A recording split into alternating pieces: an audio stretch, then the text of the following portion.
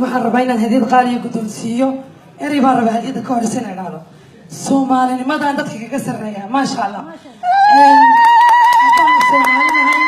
ma qadarino madaxweynaha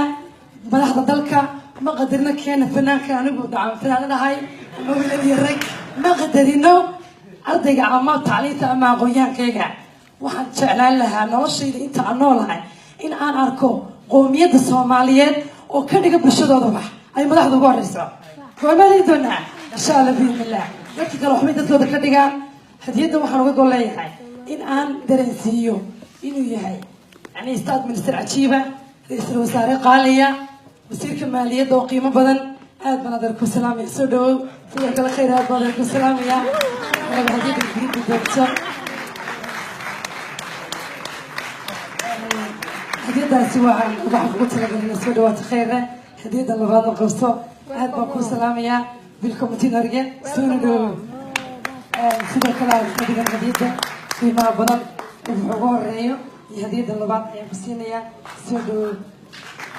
aad baan kuu salaamayaa masha allah thank you waxaan rabay aan ilaabay ma ilaaban geerida ha ilowde ina yaro aad iyo aad u qiimo badan oo qaaliya runtii ma xusi karo marka halkan timiday kuma soo koobi karo hal erey ama laba erey waxaan rabaa in halkan uga yeedho cambe maxamed siciid cabdilaahi maasha allah sacba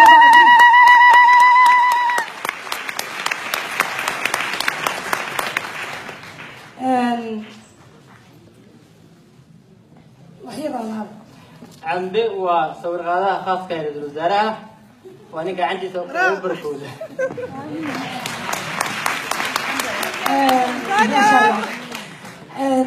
waxaa halkaa ugu noqday hadiyadiisii wuxuu codsaday maxamed in hadiyadda aan lagu si public maasha allah ina private looga dhigo aan hadiyad halkan u tiino imaado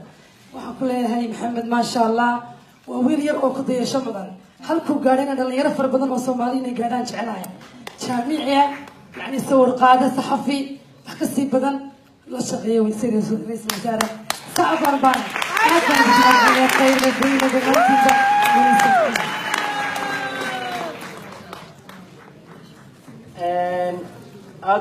أدوي ما سنتي فنانة يدي البرخات